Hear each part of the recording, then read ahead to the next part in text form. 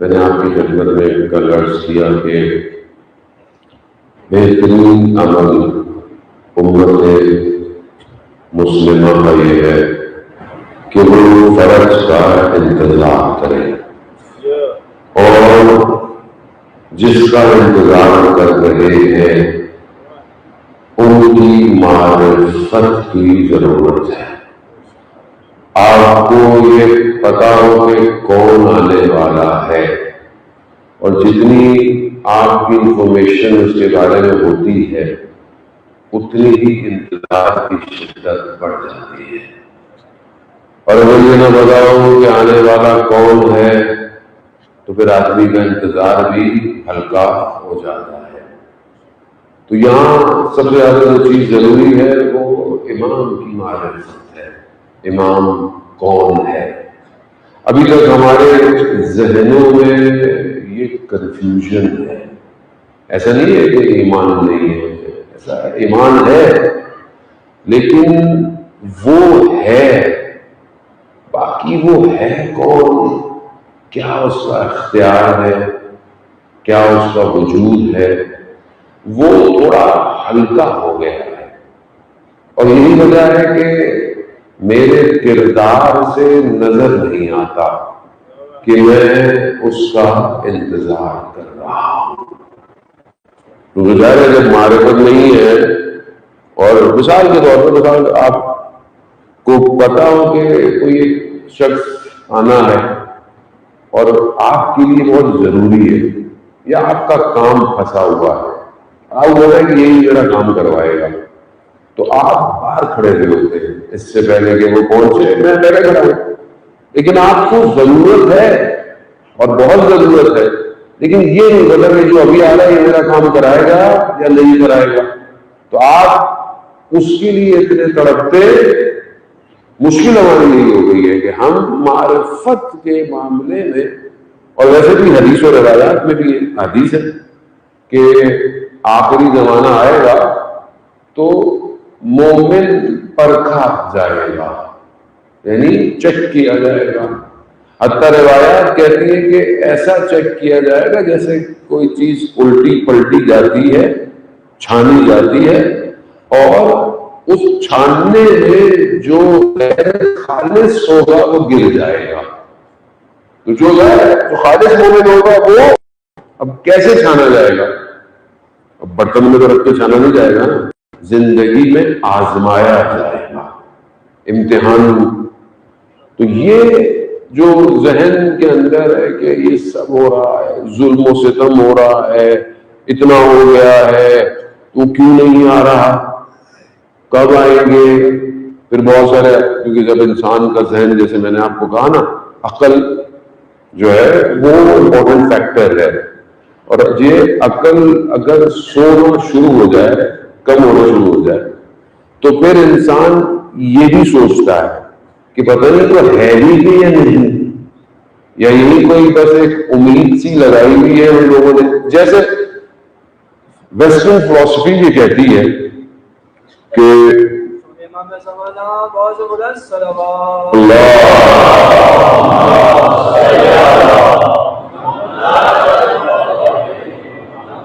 Button سے زیادہ تو ہمارے مائک لگے ہوئے ہیں، پتہ بھی نہیں چلتا کون سا کس کے لیے۔ بات یہ سلوات بھیجتے محمد والے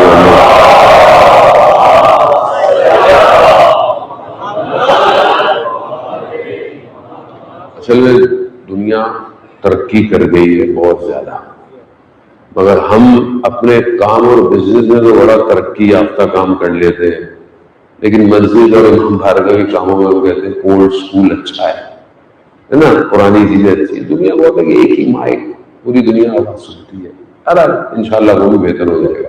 زیادہ محترم، اب یہ جو عقل ہے اگر اسے سلا دیا جائے تو یہ اس طرح کی باتیں جو آتے ہیں۔ ویسٹرن فلسفی کیا کہتی تھی؟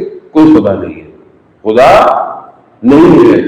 یہ انسان نے طوفانوں کے ڈر سے، سیلاب کے ڈر سے کوئی ایک طاقت سوچی ہوئی ہے جو ایسے وہ خدا ویسے فلسفی کے ذہن میں ڈالا ہے لوگوں کو، ایسی ہے کہ بس یہ بہت ضروری ہے اس لیے ہماری گفتگو عقل کی ہے کہ جو ان چیزوں کو درک کرتی ہے، اور اگر یہ عقل درک نہ کر پائے تو انسان سو جاتا ہے۔ اس لیے بہت زیادہ اہمیت ہے کہ جو اصول کافی کا پہلا چیپٹر میں نے کل آپ کی خدمت میں کہا، اس میں جنود عقل اور جنود جہل دونوں کی گفتگو ہے۔ جنود کس کو کہتے ہیں؟ لشکر کو کہتے ہیں، عقل کا لشکر، اسی طرح جہل کا لشکر، اور ان دونوں کا ٹکراؤ ہے۔ کون سی چیزیں ہیں جو عقل کو ہرانا چاہتی ہیں، کون سے ایسی صفات ہیں جو عقل کی جو جہالت میں غالب آنا چاہتی ہیں، وہ یہ گفتگو ہے۔ اب کیا نمازیں پڑھنے والا آپ کے مان رکھا نہیں؟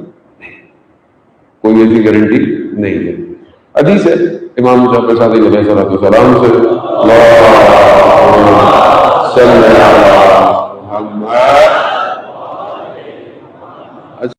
حدیث یہ ہے کہ ایک فرشتہ ایک وادی سے گزر رہا تھا، تو اس نے دیکھا کہ بڑی زبردست سی جگہ ہے، ہریالی، پانی بہ رہے ہیں جیسے ماشاءاللہ آپ کے یہاں ہوتے ہیں نا، درخت ہے، نیچر ہے۔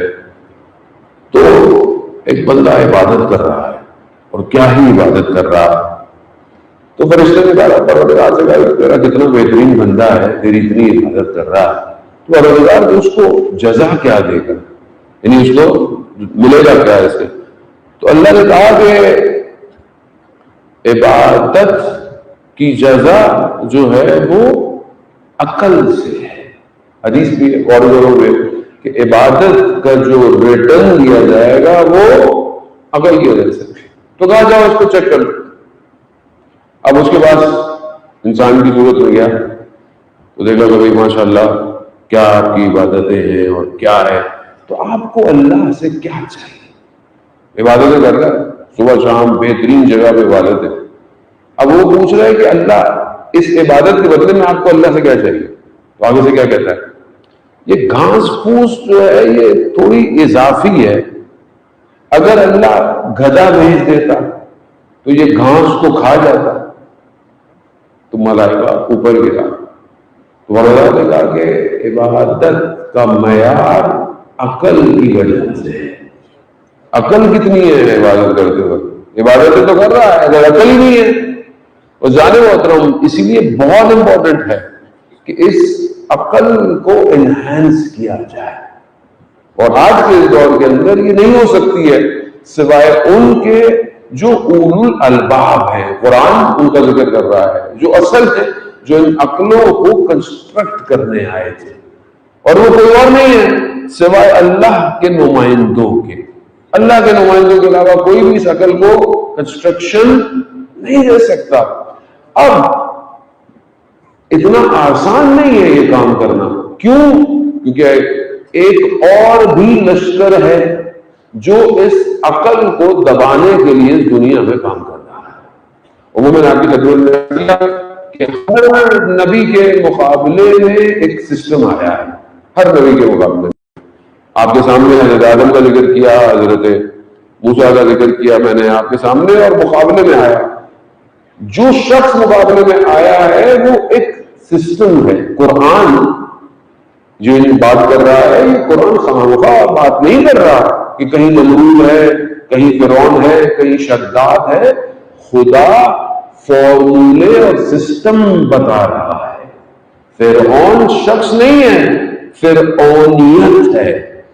اب یہ فرعونیت کہیں بھی پائی جا سکتی ہے، یہ فرعونیت آج بھی پائی جا سکتی ہے، یہ نمرودیت آج بھی پائی جا سکتی ہے، یہ شدادیت، یہ یزیدیت آج بھی پائی جا سکتی ہے۔ اس کو سمجھنے کی ضرورت ہے۔ اب کیونکہ آج میرے پاس وقت بہت تھوڑا ہے، مجھے دوسرے شہر جانا ہے، تو میں بہت زیادہ آپ کو وقت نہیں دے پاؤں گا، زیادہ محترم معذرت کے ساتھ۔ اب یہ جو ایک چیز چلی آ رہی تھی، حضرت آدم، حابیل، حضرت موسیٰ، حضرت نوح ہوتی، اب یہ چیز ٹرانسفارم ہو رہی ہے۔ ابلیس کو اس چیز سے مسئلہ ہے۔ اب یہ چیز ہے کہ میں کوشش کروں گا کہ آج اس کو آپ کی خدمت میں کامل بیان کر دوں۔ حضرت یوسف علیہ السلام اللہ کے نبی ہیں، اور حضرت یعقوب کے اولاد میں سے ہیں۔ حضرت یعقوب کے باقی بھی بیٹے ہیں، حضرت یوسف چھوٹے ہیں، ابھی چھوٹے ہیں. بھائیوں کو سگے بھائی سے کیا مسئلہ تھا؟ کیا مسئلہ تھا؟ پیار کرتے تھے، وہ اولاد ہے، باپ تو پیار کر سکتا ہے.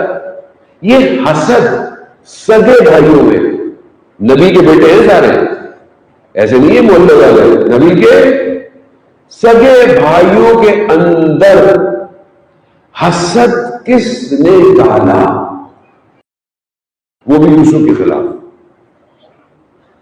کہ بھائی کوئی مسئلہ، اور یہاں تک ڈالا کہ اس کو مار دیتے ہیں.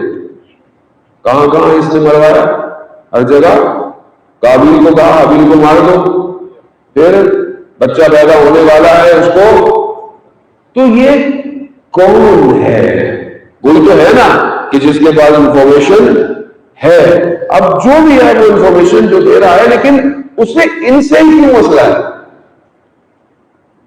کیونکہ ان سب کو ایک چیز ملتی آ رہی ہے.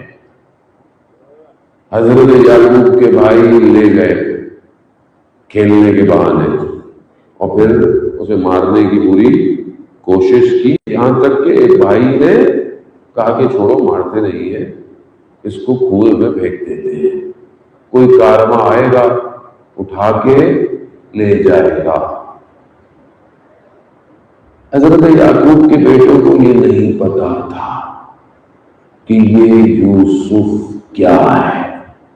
ابلیس کو پتا تھا، اس نے پلان پورا مارنے کا کیا، لیکن جب کوئی بچانا چاہے تو وہ اس کنویں سے نکال کر یوسف کو عزیز مصر بنا دیتا. جب اللہ صلی علی محمد، قرآن ہے نا، دیکھیے قرآن ہے، وہی واقعات ہے جو آپ نے 100 دفعہ بولے گئے، تو نئی بات تو نہیں ہے، لیکن اس زاویے سے دیکھنا کہ کون ان کے پیچھا کر رہا ہے. وہ پیچھا کر رہا ہے نا، وہ نیچے لایا تھا، اس نے کہا میں پیچھا کروں گا. اب حضرت یوسف کو تو نہیں کر سکتا تھا. کیوں کہا؟ اس نے پہلے کہہ دیا تھا تیرے صالحین بندوں کے پاس نہیں جاؤں گا، لیکن باقیوں کے پاس. اب حضرت یوسف کی داستان ہے، اس میں بہت لیسن ہے، ایک آدھ آپ کی خدمت میں بیان کر کے میں آگے بڑھتا ہوں. ایسا نہ ہوتا ہوں عزیز، اس سے پہلے کہ وہ عزیز مصر بنتے حضرت یوسف ہیں. یوسف کے معنی ہی خوبصورت، جمال ہونا. جمال اس لہر پہ پہنچ گیا کہ قرآن اس واقعے کو بڑے ادب اور احترام سے بیان کر رہا ہے. زلیخا اور حضرت یوسف کے واقعے کو. زلیخا نے حضرت یوسف کو بلایا اور 7 دروازے بند کر دیے. حضرت یوسف ہے، میں جوانوں کے لیے اس بات کو کہہ رہا ہوں صرف، کہ جو یہ کہتے ہیں مولانا صاحب ماحول بڑا خراب ہے، کیا کریں، یونیورسٹی ہے، کو ایجوکیشن ہے، جاب کرتے ہیں، انٹرنیٹ ہے، کیسے اپنے آپ کو بچائیں، یہ سب آئیے قرآن. اس لیے میں نے کل کہا قرآن سے مردوں کو بخشوانے کے لیے نہیں ہے، قرآن زندوں کی ہدایت کے لیے ہے. اب 7 دروازے بند. حضرت یوسف کوئی نہیں ہے. حضرت یوسف نے کہا پروردگار تیری پناہ چاہتا ہوں. کہا یوسف مڑ جا. یوسف مڑ گئے. قرآن ہے نا، 7 بند دروازے کھل گئے. جو خدا مصر میں تھا وہی خدا آج بھی ہے. اگر آج آپ کو لگتا ہے کہ میں گناہوں کے دلدل میں پھنس گیا ہوں تو اے اللہ کے بندے مڑ جا. خدا تمہاری زندگی کے بھی بند دروازے کھول دے گا. مگر اس سے بات تو کرو، اس سے مناجات تو کرو. دنیا ایسی ہو گئی. اب اس کے بعد ہوا کیا؟ لوگوں نے اعتراض کیا. لوگوں نے جو لگا پہ اعتراض کیا کہ بھائی تمہارا غلام تھا، تمہارا یہ تھا وہ تھا. تو کہا تم نے یوسف کو دیکھا نہیں؟ تو کہا تمہیں یوسف کو دکھاتی ہوں. جناب یوسف کو جب بلایا ان کو انار دیے، انار اور چاقو دیا. جمال یوسف ایسا تھا کہ انار کے بجائے انگلیاں کٹ گئی اور پتہ نہ چلا. کون تھا جمال یوسف؟ کربلا میں گردنیں کٹ رہی تھی، درد نہیں ہوا. کیوں؟ سامنے یوسف زہرا تھا. یوسف روایات ہے. چوتھے دور سے پوچھا آپ کے بابا کے اصحاب کے باطن کے اعضاء کٹ رہے تھے، تکلیف ہو رہی تھی. کیوں؟ یوسف زہرا. یعنی اس کمال تک پہنچنا پڑتا ہے، پہنچنا پڑتا ہے. اور وہ جو پردہ غیبت میں وہ یوسف زہرا ہے.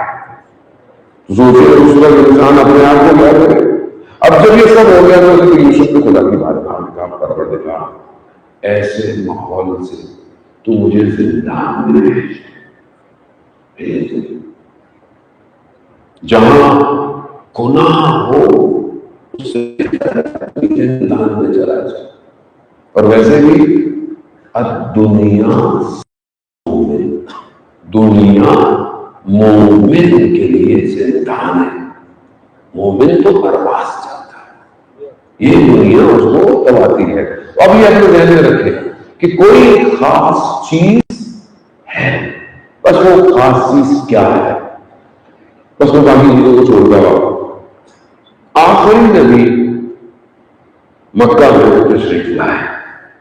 جب مکہ میں تشریف لائے تو نور اترا. شیطان کو پتہ چلا یہ آیا اس نے شہر میں. حضرت ابراہیم نے اس کو روک لیا. بولا کیا بات ہے؟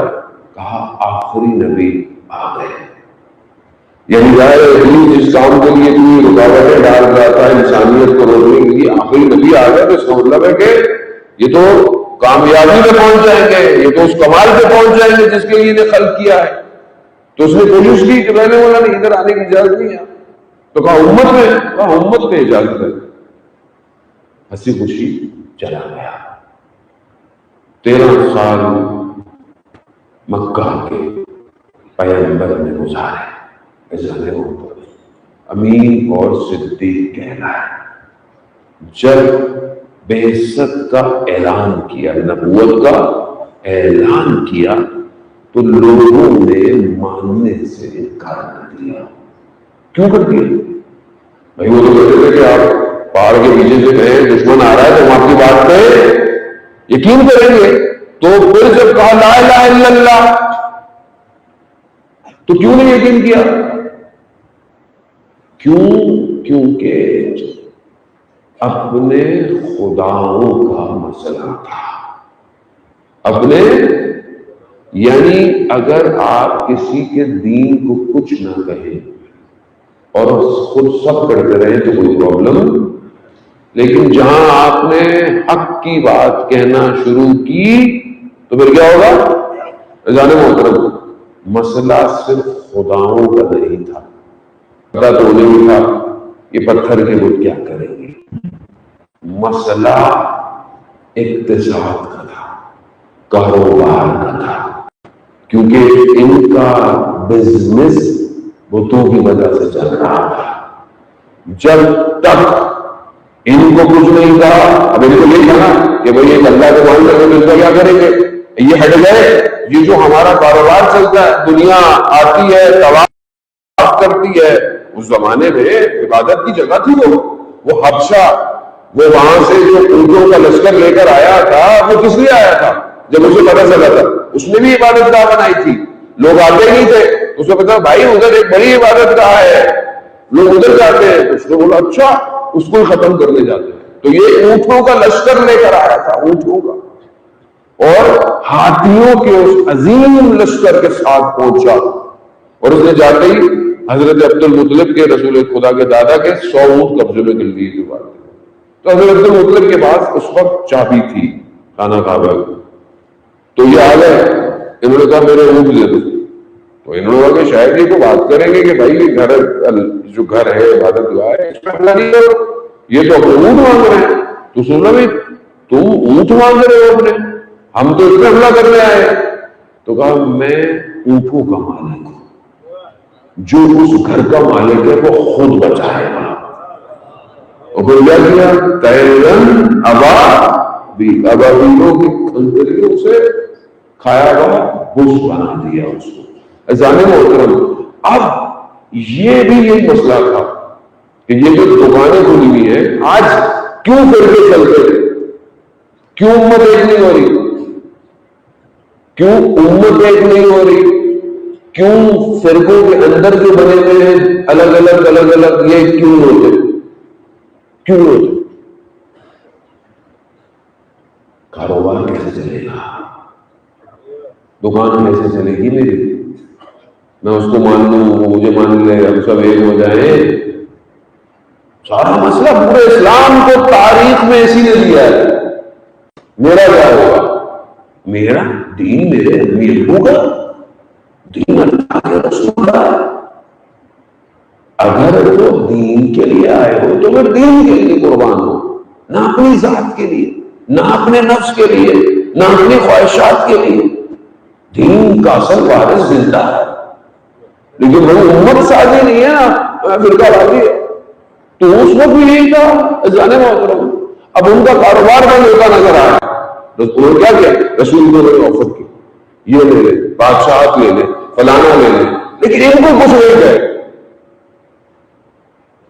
22,000 بچے فلسطین کے مر گئے، کسی مسلمان پر جو تک نہیں رہیں گی۔ کسی نے کچھ نہیں بولا، چلا کچھ لوگوں کے، کچھ لوگوں کے سب گئے۔ جیسے ہی علی والوں نے دنیا کی اقتصاد پر نفس دبائی ہوئی تھی، پانی دبایا نا تھوڑا تھوڑا، سب چیز موجود، تو مسئلہ کیا ہے؟ پیسے کا، اقتصاد کا۔ مشکل ساری یہی ہے، کسی کو کسی کی محبت نہیں ہے یہاں پہ، سب کو اپنا کام چاہیے، سب اپنا کام چلانے کے لیے آئے۔ اب جب رسول کو انہوں نے سب آفر دے دی، لیکن رسول نہیں مانتا، کیا کرے؟ سارے قبیلے والے پریشان بیٹھے ہوئے ہیں خانہ کعبہ کے پاس رات کے وقت۔ پھر وہی آیا جو ہر نبی کے دور میں آیا۔ کہا کیا ہوا؟ کہا ہمارے درمیان میں ایک شخص کھڑا ہو گیا ہے جو اللہ کا نبی ہے۔ تو کہا مسئلہ نہیں ہے، کہا ختم کر دو، نعوذ باللہ۔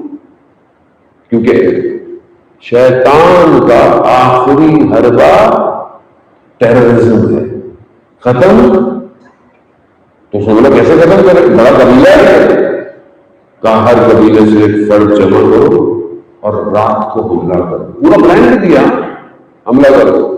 انہوں نے لوگ جمع کیے اور رات کی تاریکی میں رسول کے گھر میں کود گئے۔ اب رسول کے گھر میں، رسول کے بستر پر، اب یہاں رکھیے گا، یہ باتیں آپ سنتے رہتے ہیں لیکن ذہن میں رکھیے گا، فرقے کو ذرا ذہن سے ہٹا دیں۔ اب اللہ ایک وہ حقیقت عیاں کرنا چاہ رہا تھا جسے ابلیس ڈھونڈ رہا تھا کہ کیا چیز ہے جو ہر نبی کو مل رہی ہے۔ یہی تھا نا کہ آپ نبی کو ختم کر دیں گے تو کہانی ختم ہو جائے گی، لیکن اللہ قیامت تک کا فارمولا دے رہا تھا کہ اب اگر ابلیس تم میرے دین کے مقابلے میں آئے کسی بھی صورت میں، چاہے جبرویت، چاہے نبویت، چاہے یزیدیت، چاہے اب جو بھی آئے، تو اب تمہارے مقابلے میں علی آئے گا، اولاد علی آئے گی، یا علی کے نوکر آئیں گے۔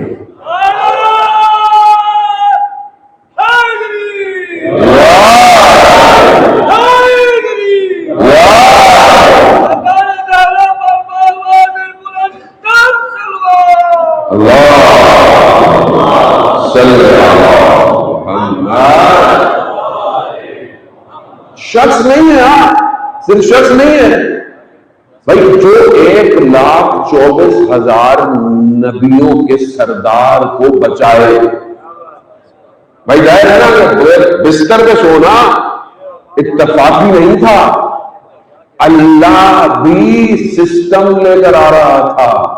سسٹم کس چیز کا تھا؟ انہوں نے جب کپڑا ہٹانا کوئی تو علی ہے، کہا یہی وہ ولایت ہے جسے ابلیس ڈھونڈ رہا ہے. اور اب ایسی جگہ اس ولایت کو عطا کر دیا کہ اب قیامت تک اس ولایت کو کوئی ہلا نہیں پائے گا.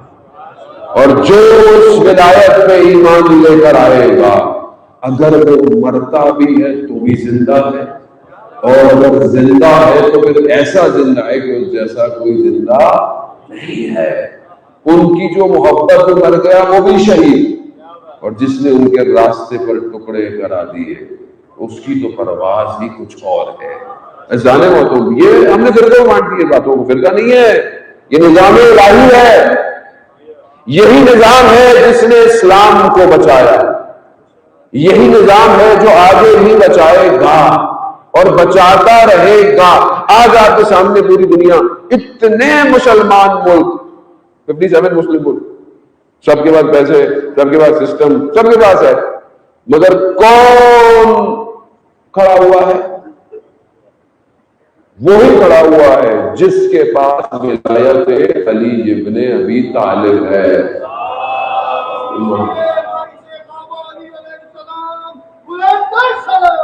اللہ صلی علی محمد. وہ سمجھنا ہے وقت بڑا محدود ہے، ورنہ مجھے حکم دیا گیا کہ آپ جلدی ختم کیجیے گا. جانے محترم، یہ بہت ضروری ہے کہ یہ نہیں ہے، سسٹم ہے، نظام الہی ہے. اسے نظام الہی کی طرح دیکھے تو پھر آپ کو پتا چلے گا اسلام بچ رہا ہے تو تلوار علی سے، تلوار علی سے بچ رہا ہے. وقت نہیں ہے، میں بہرحال آپ کو جنگ بدر سناؤں گا انشاءاللہ، کل پوری فرصت ہو کے سناؤں گا. ظالم وہ